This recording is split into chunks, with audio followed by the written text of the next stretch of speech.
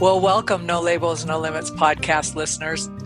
Today's guest is going to be a little bit different for you because this is very topic specific. I'm really excited for you to meet Glenn Livingston for a couple of reasons. One, I have consumed, and that's an intended pun, some of Glenn's content, and I'll talk to you about that in a minute. But he comes from a long line of business and psychology, and that has led him to where he is today. He is, as I mentioned, a psychologist, but he's also been the longtime CEO of multi-million-dollar consulting firm, and that has serviced Fortune 500 clients, specifically in the food industry, which has its own connection to the work. And in his previous work, his theories and his research has been shown in periodicals like the New York Times, the LA Times, the Chicago Sun-Times, Star Ledger, New York Daily News, American Demographics. And if that's not enough, he's also been featured on ABC, WGN, and CBS Radio. So with that as an introduction, let me just tell you that Glenn has recently released a book called Never Binge Again, Reprogram Yourself to Think Like a Permanently Thin Person. And it's really a great tool. So with that, I'm going to just bring Glenn into the conversation. Glenn, is there something you'd like to add to that very short introduction of a very long professional career? Well, I'll say that it was a delightful introduction. I really appreciate it. And maybe the one thing that's missing is that I came from a family of 17 psychologists and counselors. And my parents, my sister, my brother-in-law, my stepmom, my stepdad, cousins, my aunts, my uncles, my grandma, everybody in the family is in the business. And the standing joke is that if something breaks in the house, we all know how to ask it how it feels, but nobody knows how to fix it. And it's kind of important because, as you'll see from my story, I'm a psychologist first and foremost, and that's what's always been important to me. That's what's in my blood. That's who I am as a person. So even though I've done all this business stuff and I've got a kind of a strange approach that works, I was always a psychologist first and foremost. All right. So I think you have a pretty compelling story. So why don't you start by sharing what is it that brought you to this specific work and this specific book? Because clearly you have overcome obstacles of your own to be in this moment. I likes me some food. Is that what you're saying, Sarah? I think so. Saying, Glenn, you like to eat too. Is that what you're saying? I like to eat too. I like to eat too. I'm 6'4". I'm reasonably muscular. And when I was about 17, I figured out that if I worked out for 2.5 or 3 hours a day, that I could eat anything I wanted to and I wouldn't gain weight. I could have 7,000 calories a day. A pizza, 2 pizzas, box of muffins, box of munchkins, lattes, chocolate bars, whatever I wanted to, I wouldn't gain weight. And I didn't think it was a problem. The only issue was that I was spending all of my time either working out or eating and recovering from eating. But I was pretty happy about it. I was a relatively happy teenager and young college professional. But when I got into graduate school, I got married rather young, and I moved fairly far from the school. So I had a 2-hour commute each way. I had patients, I had a wife, I had responsibilities, and I just didn't have the time to work out for 30 minutes twice a week, much less 3 hours a day. The problem was that I discovered these foods seemed to have a life of their own, and I couldn't stop. Couldn't stop eating them. Worse yet, I couldn't stop thinking about them. And when I would be sitting with a suicidal patient or a couple after an affair had been discovered, like very high-risk situations. And for anybody who knows anything about psychology, it's not purely an intellectual endeavor. It's not like you sit and you scratch your beard and you put together a puzzle and explain to them, look, this is how this piece fits over here, and this is how you go fix your life. You have to be present. You have to be emotionally available. You have to lend people your soul. And because I was always a psychologist first and foremost, this bothered me more that I wasn't present. I was sitting there and thinking, when can I get to the delicatessen and dislodge my jaw so I can empty the contents of the tray into it? Or something thereof. I was looking for love in the bottom of a bag or a box or a container. And I was getting fatter and fatter. My top weight at one point was about 260, but that's when I stopped weighing myself. I think it might have been up around 280. And my triglycerides were over 1100 at one point, and the doctors were telling me that I was going to die in my 30s or sooner if I didn't do something about this. And I just couldn't. I just found that the more that I tried, the worse that it got. So, being a psychologist from a family of psychologists, I made a psychological assumption, which I'll tell you up front was wrong. I assumed that it wasn't what I was eating, it was what was eating me. I figured there was a hole in my heart, and if I could heal it and nurture my inner wounded child back to health, that I could stop overeating. So I went to Overeaters Anonymous, and I went to the best psychologists and psychiatrists and nutritionists and dietitians and anything you could think of to try to solve the problem for years. For years and years and years, I did that. I learned a lot about myself in the journey. It was a very soulful journey. There is a connection between food, overeating, and our childhoods, and you can learn a lot about yourself and your parents and what's important to you in the process of exploring that. But it didn't help me to stop overeating. I finally did two things that illuminated this for me and gave me a solution. One of them was I was running a marketing research organization for large companies, and they were paying me an awful lot of money to do these large studies. And I thought, well, these studies must be valuable. Why don't I do one for myself? So I constructed this study online back in the days when internet clicks were cheap. And I got 40,000 people over the course of, about 5 years to fill out a survey about the foods that they struggled with, like what food couldn't they stop eating once they started, and the areas in life that they felt troubled by, and a little bit of personality variables. I found a whole bunch of things, excuse me, in that study. But the three things which I thought were most significant were that people who struggled with chocolate, and I struggled with chocolate more than anything else. My binges always started with chocolate. No matter what rules I made for myself, it seemed like chocolate always ruined it. People who struggled with chocolate tended to be lonely or brokenhearted. And I thought, well, that kind of makes sense because I was in a bad marriage at the time and I was feeling kind of lonely and brokenhearted. People who struggled with salty, crunchy things tended to be stressed at work. And people who struggled with soft, chewy things like pizza or pasta, the salty, crunchy things are like pretzels and chips, soft, chewy things like bread and bagels and pastas, they tended to be stressed at home. And I thought, okay, so then if someone tells you what they struggle with, you know what area of life to look at. But let me try to see if I can use this on myself first. So I went to my mom, who was also a therapist. She passed last year. I went to my mom and I said, Mom, I just did this really big study and you know I've got a chocolate thing. Mom, you have a chocolate thing. How did this happen? You were there. You know, I forgive you for everything, but just tell me what happened. And she looks at me and she says, I am so sorry. She has this horrible look on her face. She says, I'm so sorry, honey. I say, why? She says, well, you know, when you were about 1 year old, my dad just got out of prison and idolized this man my whole life. And he was guilty and he was really doing these things. And I couldn't believe it. And I was just devastated and depressed. And at the same time, your dad was a captain in the army and they were talking about sending him to Vietnam. He was a psychologist in the army. And I thought, great, I'm going to be a single mom without a dad, without a husband. And I was just depressed.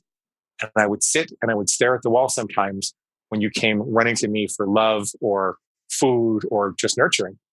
And I didn't have the wherewithal to give it to you. So here's what I did. She her face looks even worse. She says, I got a refrigerator and I put it on the floor, little floor refrigerator. And I'd always keep a big bottle of chocolate Bosco syrup in the refrigerator. And when you came running to me crying or wanting food or screaming or something, I'd say, Glenn, go get your Bosco. And you'd go running over to the refrigerator, well, crawling over to the refrigerator, and you'd open it up and you'd suck on the bottle and you'd go into a chocolate sugar coma. And see, Sarah, if this were the movies, if we were in the movies, Mom and I at this point would have a big cry and a big hug, and I'd never have trouble with chocolate again, right? The problem would just go away. Well, we had a cry and a hug. This was over Skype, so it was kind of metaphorical, but we had a cry and a hug.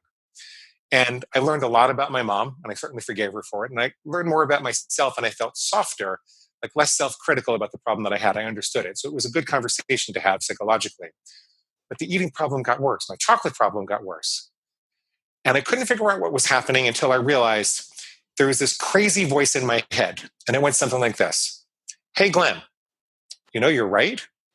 Your mama left a big chocolate-sized hole in your heart. And because she didn't take care of you when you needed it. And if you don't find the love of your life, you're just going to have to go, right, I'm binging on chocolate to fill that up. Let's go get some right now. Yippee, let's do it. And I finally realized maybe the problem isn't what's eating me. Maybe the problem isn't, the traumas that I went through in my past, although I certainly went through them. Maybe the problem is this crazy voice of justification and rationalization that keeps talking me out of my best laid plans. Sorry, Sarah. At the same time, I was coming out of Overeaters Anonymous, and I was researching some alternative addiction treatment literature.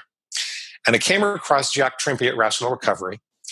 And he works largely with black and white addictions, drugs and alcohol. And I always tell people, by the way, don't use my stuff for drugs and alcohol because it's very different than Jack Trimpey stuff in that way.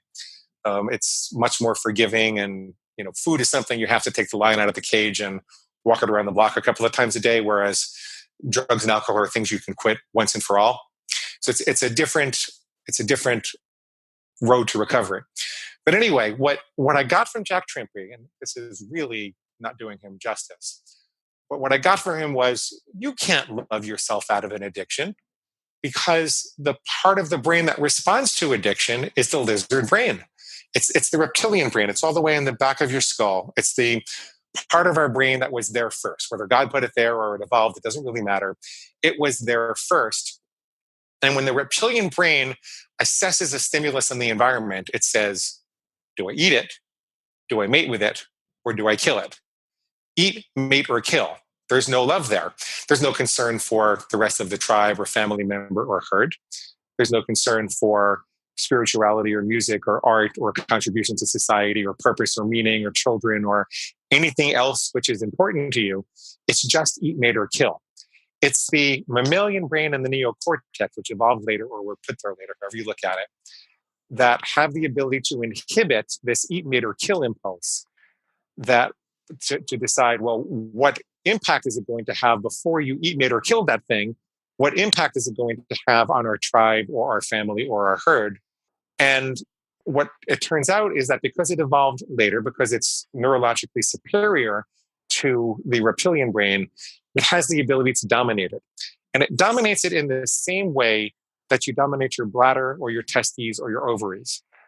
There are attractive people on the street and we don't just run out and kiss them because we know that despite that very strong biological drive, that we can get in a lot of trouble if we do. So we choose to dominate it and decide under what circumstances, in what ways, and with what people do we let that out. Same thing with your bladder. You don't just pee in your mother-in-law's living room because you feel like it. You know that you have to. It's a very strong urge to pee, a very strong biological urge. But no matter how strong it is, we express it in a particular way at a particular time in a particular place. And it suddenly occurred to me that I could do this with food.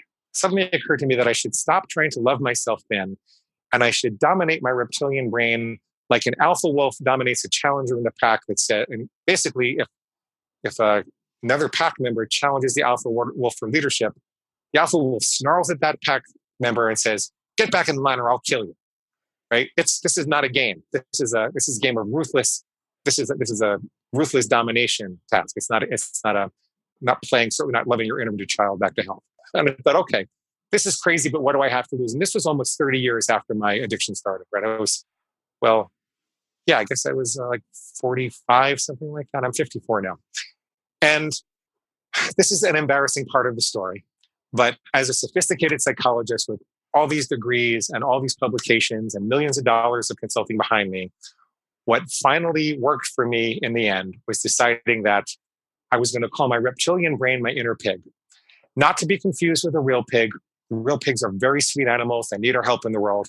This was my ruthless, it's more like a wild boar that just would destroy all of my goals, anything that was important to me, for one more bite of pig slop, which would be the things that I decided I was not going to eat, which were off of my diet or food plan. I decided I had to make very bright lines in the sand so I could make it like quitting drugs or alcohol. It didn't mean that I actually had to give up everything. But so, for example, I would say, I will never have chocolate on a weekday again. I will only ever eat chocolate on a Saturday or Sunday. Very clear line in the sand. That way, if I heard something in the back of my head that said, "Oh, Glenn, you've exercised enough. You can afford it. You deserve a little chocolate. Let's go get some." Or Glenn, chocolate comes from a cocoa bean and that grows on a plant. So chocolate's kind of a vegetable. I would say, my pig is squealing again. I don't want chocolate. My pig does. I don't eat pig slop and I don't let farm animals tell me what to do. And as embarrassing as that is for a sophisticated psychologist to say, it gave me those extra microseconds at the moment of impulse to wake up, remember who I was and the kind of relationship I wanted to have about food at those times. And I slowly but surely recovered. It wasn't a miracle. I don't mean to say that I was instantly cured, but I had hope, I had power, I had enthusiasm again. Whereas I'd been taught, our culture teaches us to feel despair about addiction. I've been taught to feel despair. I've been taught to feel powerless. I've been taught to feel like I was going to have to go to meetings every day and have a sponsor and have all this accountability. And I suddenly realized that it wasn't true. And oh my God, I breathed a sigh of relief. And little by little, I experimented with different types of rules. I started to understand the difference between willpower and character. I started to understand why guidelines didn't work and you needed rules. And slowly but surely, I developed a system and I got out of it. I'm probably 65 to 70 pounds less than I was. And my triglycerides are fine. I'm healthy. My eczema went away. My rosacea went away. I'm a healthy, active man at 54. So let me ask you a couple questions, because first of all, that is a pretty powerful story, especially just the path that you had to travel to let go of the labels on yourself about being this psychologist in the family business, so to speak. I mean, yeah, that's pretty brave to kind of take a different tact on it. That's off, just different. But I didn't think I was going to publish it, but go ahead. Well, no, what's interesting to me is as you were talking about when you finally told your inner pig, like that chocolate, that's not who I am. I don't eat that. But you had allowed yourself to say it's not weekend. I'm wondering what just even having that breathing space does to someone, because you say, wow, that wasn't so hard to say I could revisit this on Saturday or Sunday. And who knows, Saturday or Sunday comes, you might not want the chocolate. You're not obligated to have it, as one example. So, but I would like to know, when you talk about willpower, character, those two things, if we could dive in a little more on those. And then the other thing you talked about, you said the word, we didn't talk about it yet, is tribe. So character, willpower, and then what the effect of tribe or community around individuals is in this environment. Okay. So willpower, tribe, and the first one was again? Character. So okay. how those interplay in the success of what you're doing. Okay. Willpower, character, and tribe. Okay. So first of all, I use that as an example, and it's a softer example of the kind of rule that you can make that would work. So that people know I'm not going to tell them what to eat. It's something I discovered is that if you rely on some doctor to tell you exactly what diet to eat, then your pig is pretty quickly going to say, I don't think that diet works for us. That doctor must be wrong. We're going to have to find another one. But you know what? In the meantime, we can just keep on binging. So I think that people really, they should consult with their doctors. And I can't advise you to go against what your doctor says, but you can consult with the doctor. You can read books, read about nutrition. But ultimately, nobody's going to follow you around all day and look at what you put in your mouth, right? So I think that people have to take full responsibility for what they think is healthy and what isn't. And you can create conditional rules like I'll only ever have chocolate during the week, or I will never have pretzels outside of a Major League Baseball park. And it turns out that making those types of rules, as opposed to waiting until you're in a situation and not really knowing where the boundaries are, that it's a lot easier for people to comply with that than just thinking, well, I'm going to eat well 90% of the time and indulge 10% of the time. And this is the connection to willpower. Willpower, all the research says, is not like an on and off switch or some genetic gift that people have and other people don't. It's more like gas in the tank. And there are only it's worn down by decision making. Gas is burned by decision making. And there are only so many good decisions you can make over the course of the day. I'm not just talking about food decisions. I'm talking about any kind of decisions. People have trouble resisting marshmallows if you make them do math problems before you offer them a marshmallow. So willpower is a fatigable muscle that is fatigued by decision making. A rule as opposed to a guideline eliminates the need for willpower because it eliminates the need for decision making. If you say, I'm going to avoid chocolate 90% of the time, and I'm going to eat it 10% of the time, well, every time you're at Starbucks in front of a chocolate bar, you have to make another decision. Is this part of the 10% or is this part of the 90%? But if you know that Monday through Friday, I don't eat chocolate, you don't have to make any food decisions Monday through Friday. Now, what you're really saying when you say, I will never eat chocolate again Monday through Friday, and we'll talk about the words never and again because people are frightened of that afterwards, if you remind me. What you're really saying, it's not just a rule. You're really saying, I'm just not the kind of person who eats chocolate during the week. You're developing a statement of character, which is nothing more than a habitual way of responding to temptation and impulse when it happens so that you don't think about it. Character is why you don't kick policemen in the tush when you go outside. Character is why you don't throw old ladies off of cliffs when you have the opportunity. Character is why when you walk into a diner and there's a $10 bill on the table because the waitress hasn't seen her tip, and she says, I'll be right back. I'm going to go get your menu, and there's nobody up front, and there's no window, and there's no video camera. Character is why you don't take that $10 bill without thinking about it, because why? You're not a thief. And that woman worked hard for her money, and you wouldn't want to do that to her, and that's not the kind of person that you are, even though nobody would catch you. Once you realize that, you recognize that character completely eliminates the need for willpower. I ask people, would it take them any willpower to resist that $10 bill? They say, absolutely not, because I'm not a thief. Well, it doesn't take me any willpower to resist chocolate, because I'm just not the kind of person who eats it. I evolved from, not all my clients do this. A lot of my clients make conditional rules about chocolate or bread or flour or alcohol or whatever it is, and they just stay with those conditional rules forever. So they always eat chocolate on the weekends in this example. For me personally, I found I was much happier without chocolate at all. And I just became a person who didn't eat chocolate whatsoever. We can talk about why if you want to. But it's a softer way to start. When people know they don't have to give anything up, they can just ask themselves, what role do I want potato chips to play in my life? What role do I want chocolate or pizza or any of the more addictive foods? The last part of your question had to do with tribe. And one of the other things I learned from Jack Trimpey was the idea that the central problem in addiction is dependency. It's the idea that we are these little children who can't be trusted on our own. And so we have to constantly report into other people. And while I do believe that having an accountability partner can help you get started, I think of it more like a training wheel. And I believe that people really need to develop that sense of independence.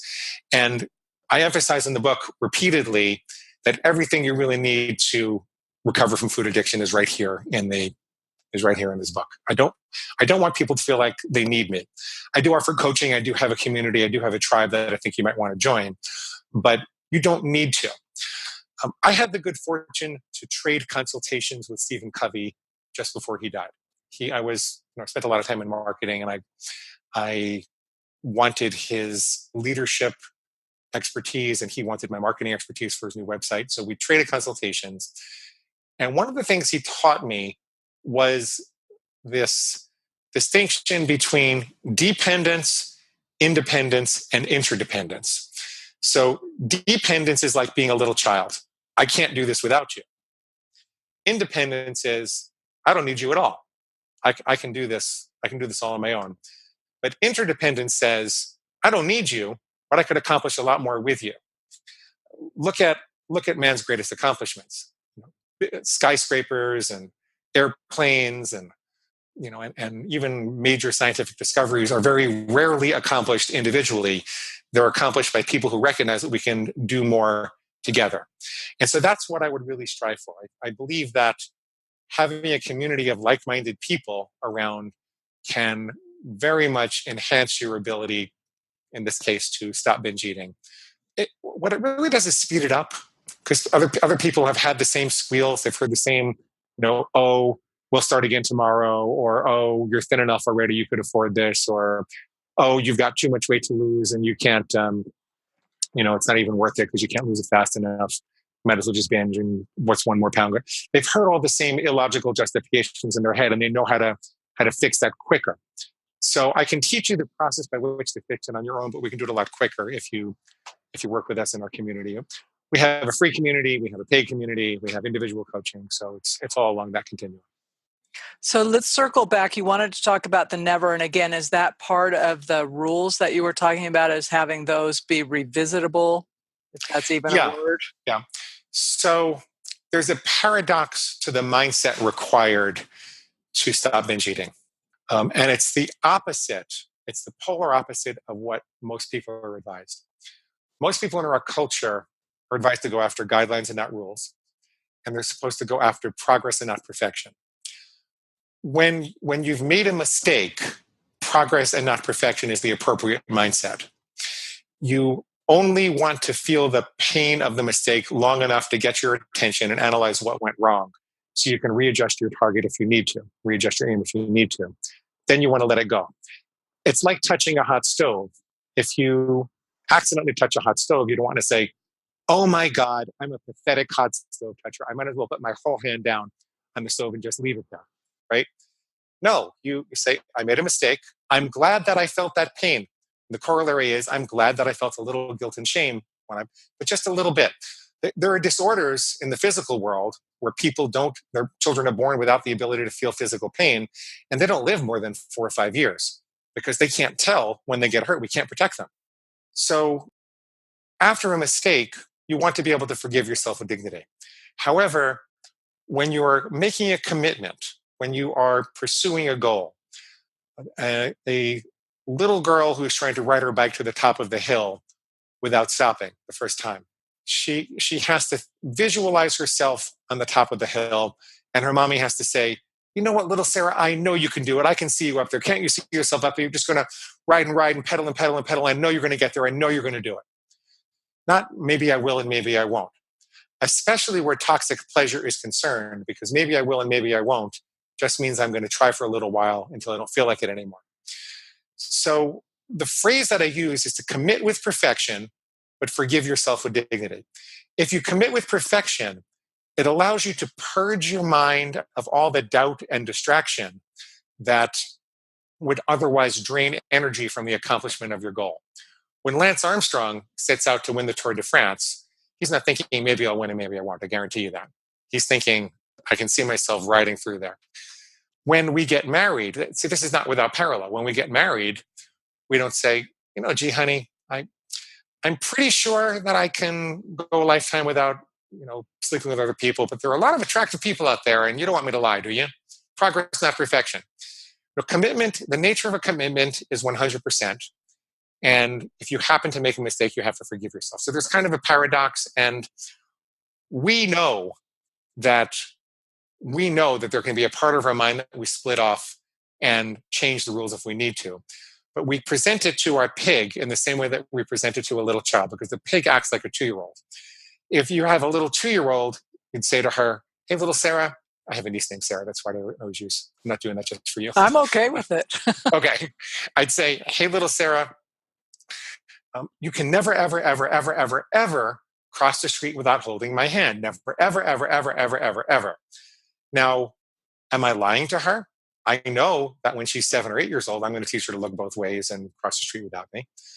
But that thought is too dangerous for her to even entertain. I don't want her darting in the street. It's too dangerous. Same thing with our pigs. When we say never, we're never going to do this again. We're defining a rule for a 2-year-old. Our pigs act like 2-year-olds in the face of temptation. What you might not know, what your listeners might not know, which someone like me knows from having worked in the food industry, is that the industry is trying to design hyper-palatable concentrations of food-like substances with starch and sugar and fat and oil and excitotoxins. And there are billions of dollars that go into engineering a way to hit your bliss point without giving you the nutrition to feel satisfied. And so when you look at the animals, they're really short-circuiting your evolutionary pleasure buttons. If you look at the animal studies, and they're done way back in the 50s and 60s, what happens when you short-circuit the evolutionary mechanism for pleasure? You put an electrode in a rat's brain, for example, in the pleasure center, and you give them a lever that they can push.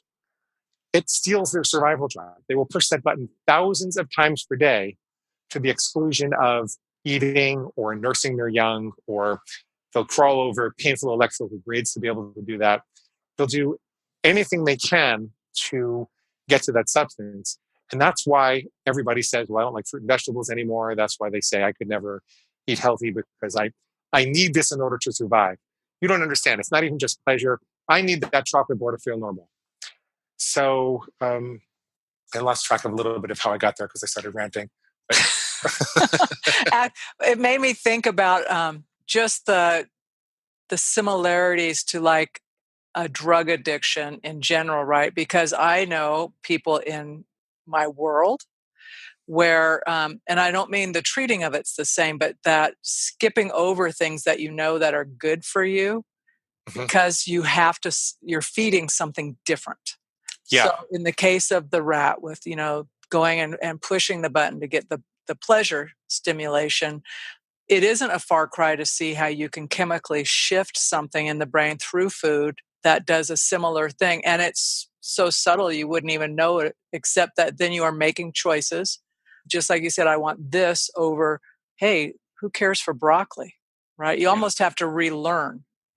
You have to relearn. And what our pigs want us to believe that we're eating for comfort. We had a stressful day, or we had a death in the family, or some horrible thing happened to us, and therefore we need comfort food. What it neglects to say is that the way it's defining comfort food, it's taking in these concentrated sources of pleasure that hijack our pleasure systems. Really, a concentrated source, it's a supersized stimulus. There were no chocolate bars in the savannah. There were no chocolate bars in the tropics when we were evolving. This is something that causes your nervous system to downregulate its response to normal food. Most people don't like fruit and vegetables because they've been presented with such an intense stimulation of the pleasure center through candy and potato chips and all the things that people go to, that fruit and vegetables just don't cut it anymore. It's kind of like when I lived underneath the subway. The first week I had no idea how I was going to get any sleep, and a couple of weeks later I couldn't even hear the subway because my nervous system downregulated. The good news is, even though your pig says that you're going to suffer forever like this, it's not true, because there's also a principle of upregulation. If you stop having the chocolate bar and you start having the apple, even though everyone in your body says it tastes like crap and you need the chocolate bar to survive, if you do it anyway, over the course of a few weeks, your taste buds regenerate. And you'll start not only to taste the subtle differences in flavor and find those delicious, but you'll be able to taste the differences in different species of apples. What do Gala versus Fuji versus Envy apples taste like? And you won't suffer forever. So it's just to lend full support to the notion that you brought up. You're not necessarily just comforting yourself with food. You're getting high with food. And most people don't want to think of themselves like a drug addict. And so if they change the paradigm and change the way they conceive of what they're doing to understand that they're getting high with food, then it becomes dystonic to them. It becomes uncomfortable, and they want to change. So that's one of the first things that we do with people, is get them to think of it differently. Well, it ties back to what you said about is it my character? Am I that kind of person that uses food to get high? Because Yeah, if I shift my thinking, I'm thinking, well, no. Well, I'm doing it, whether it's conscious or unconscious, but the minute it's conscious, now I know. yeah. So it's kind of exciting, I think. I'm curious because of some of the other conversations I've had and also the folks that I work with, this whole concept of the framework that you have. And I know before we went live, I asked you if you thought there was a correlation or a relationship to other areas where we're stuck and there's limitations in it. And I'm wondering if you could talk about that. If you think that this framework and I'll just keep saying the inner pig, right? And how that might rule our thinking in other areas of limitations, if there is a link. There are a couple of links.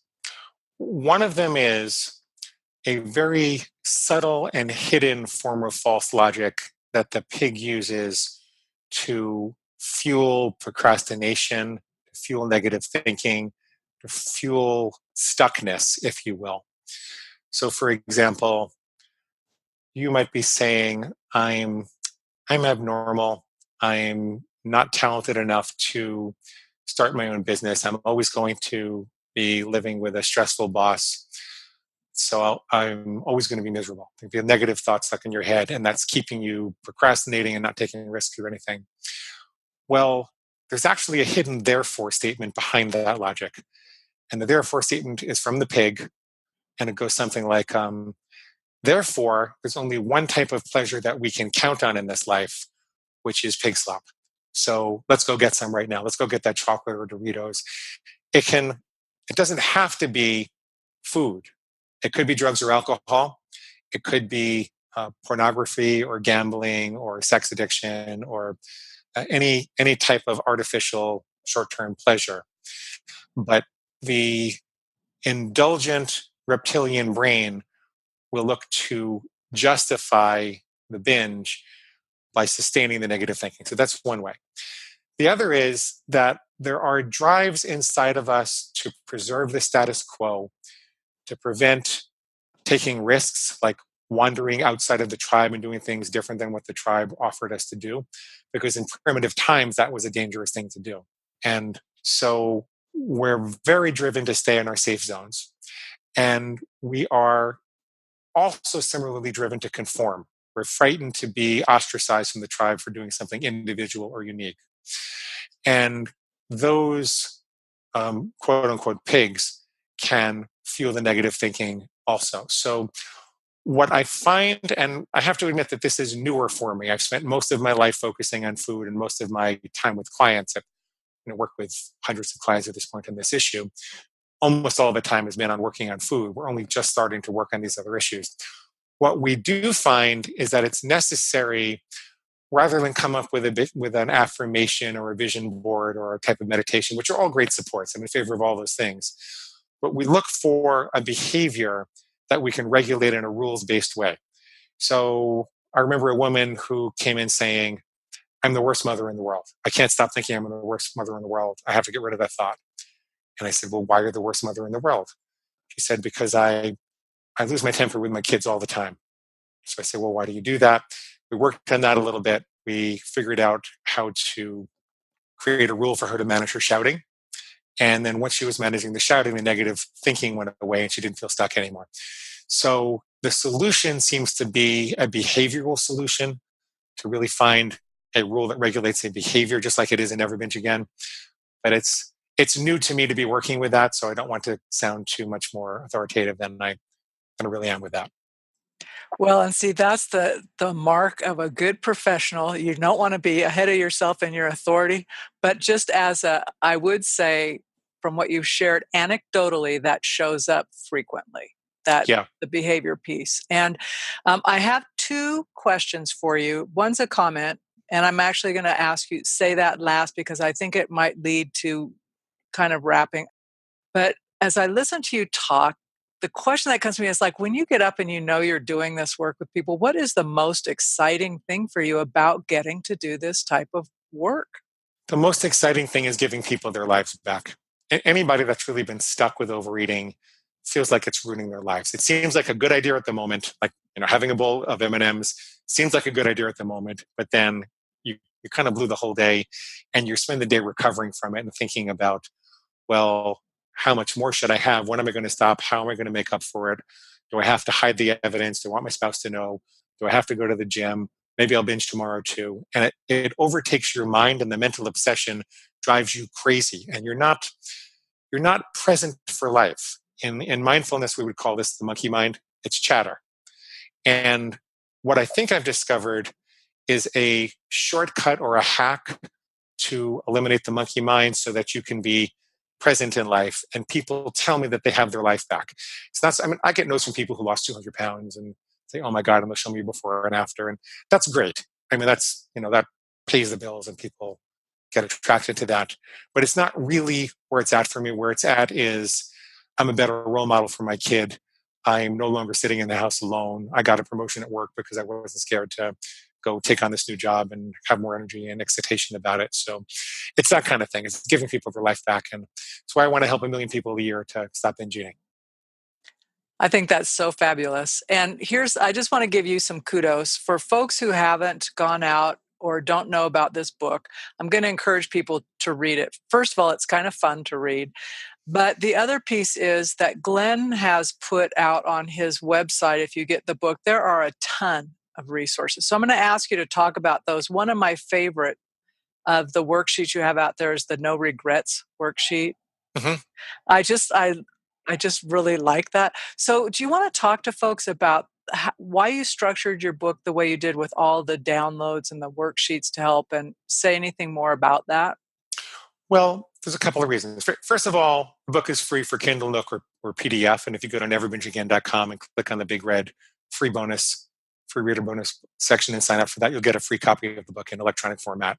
You'll also see where you can get it in physical format if you prefer it, or Audible. What I also offered was a set of recorded coaching sessions, because I know this sounds really weird in principle. I know that people are listening to Sarah and I talk about it and they're thinking, this is a psychologist and he's published all these papers and he's been in all these newspapers and he's got a pig inside of him. What, it just doesn't make sense. But if you listen to the way it's implemented in practice, it's very compassionate and life-giving. And I wanted people to hear that. So I recorded a whole bunch of sessions that you'll hear. And then the last thing I offer, well, it's not the last thing, but one of the three main downloads is the food plan starter worksheet, food plan starter templates. And the reason we do that is that we want people to see a set of rules that might work for any given dietary philosophy. We're diet agnostic. You can do this with low carb or high carb or vegan or point counting or calorie counting or paleo, whatever you want to do. There's a set of starter rules which I'm not taking responsibility for. I need you to modify them to your own desires, but it's right there. I have to tell you, Sarah, you're the first person that's mentioned the no regrets worksheet in years, and I don't remember what it is. Can you tell me I'll what it tell is? you what it is. And this is Okay. why I mentioned it, because for me, it really is that I'm going to paraphrase when I read it, like what it struck me about it. It's about seeing the work as done. So it's similar to when you're saying, okay, you're going to show that little Sarah, here's the top of the hill, you're going to do it. So having it as plan is perfect. So it's basically saying, what's the step? See where you're going to be as perfect. What's the step right before that? And what's Yes. the step right before that? Because it's so concrete that if you do that work, and in the past, as I've done that work, things pop up. You're thinking it uncovers things that you didn't think about. So I just thought the worksheet was brilliant and fun, and it does require you do your work. Yes, that comes from a guided imagery technique that I used to offer, actually from my ex-wife. She taught me that most people plan forwards. But if you visualize the goal is already complete, your mind fills in the gaps. If you say, well, it already happened, it had to have happened, so therefore there must have been a step before then, what was it? Your mind is forced to fill in the gaps, and you will see a direct path to the goal that you couldn't have seen otherwise if you tried to plan forward, because you come up on all these obstacles. So, and you can be creative with it. And yeah, I love that. I have to go back and look at where I put that in the downloads. I forgot about that. Yeah, it's a great download. No, it's Yeah. fun. I like downloads because I think it helps people think differently about things. Sometimes Yeah. some tools just resonate differently. But when I read that, I'm going, that's a totally cool tool. And having the ability to look at your different food plans by type of diet or special things is a great boost for folks to, instead of saying, okay, where do we even begin this journey? So Glenn, as we wrap up, is there any final things you want to share with our audience? Well, freedom is actually on top of discipline. It's not opposed to it. Freedom sits on top of discipline. You couldn't drive anywhere you felt like if it wasn't for the discipline of the engineers who built your car and ensure that the wheels turn 30 degrees when you turn the steering wheel 30 degrees. A jazz musician can't express their soul without the discipline of practicing all the scales first. People are frightened that this is going to take away their freedom because it's so rules based.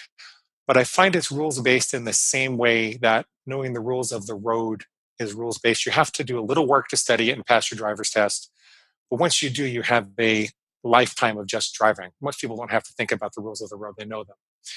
And it's a shame to spend a lifetime suffering at the mercy of all these industrial products when you could think through the role that you want them to play in your life, draw very definitive boundaries for them, listen for your pig or you don't have to call it a pig, you can call it your inner food monster or whatever you want to call it. It's just not a cute child. Listen for it to try to convince you to break it, and then disempower that logic. It's a very fast, effective, and life-giving process. And I would encourage people that even though it involves a little discipline and work, that it's well worth the effort. So it's neverbingeagain.com. Push the big red button. The big red button. And honestly, it's really easy to get all your stuff. So listeners, go out and do it. And we'll put the hyperlinks down in the show notes so that people can grab it easy. Okay. All right. Well, thank you so much for your time today, Glenn. I really appreciate it. And I know our listeners will too. Thank you, Sarah. Well, that's it for this week's edition of the No Labels, No Limits podcast. We hope you liked what you heard, and if you did, we ask that you go over to iTunes, Stitcher, Spotify, or wherever else you listen to the podcast and leave us a rating and review. If you know someone who would enjoy this podcast, please be sure to share. And until next time, have a great week living a no labels, no limits, and no excuses life.